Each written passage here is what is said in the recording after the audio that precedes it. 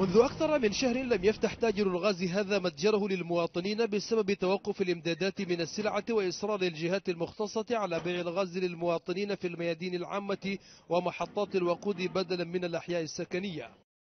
غاز ما في البلد خالص، قرار قال يدي الناس الميادين والطرمبات، ولا في ميادين لا طرمبات.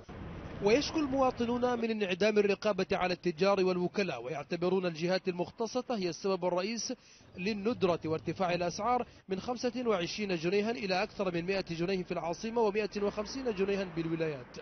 أزمة الغاز دي السبب فيها أول حاجة الدولة، السبب فيها الحكومة. في ناس كثير من الناس يعني الوكلاء بتلعبوا في الغاز. لا بد انه اجهزه الدوله تنتبه لانه لازم تكون هنالك رقابه دوريه على سلعه المواطن، سواء كانت غاز او اي سلعه ضروريه اخرى يحتاجها المواطن. ندرة الغاز تبررها الحكومة بعمليات الصيانة التي تخضع لها مصفاة الخرطوم، وهي المصدر الوحيد الذي يمد السودان باحتياجاته من غاز الطبخ. ويرى مختصون أن الأزمة إدارية بالدرجة الأولى، وأن علاجها يتطلب إنشاء مواقع جديدة لتخزين الاحتياط الكافي وزيادة الاستثمار في الإنتاج.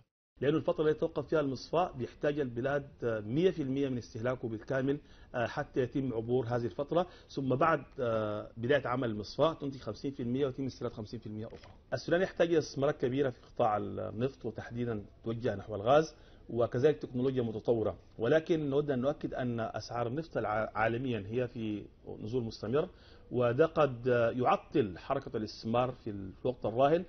يستورد السودان نصف مليون طن متري من الغاز سنويا، بينما يغطي إنتاجه 50% من حجم الاستهلاك الداخلي.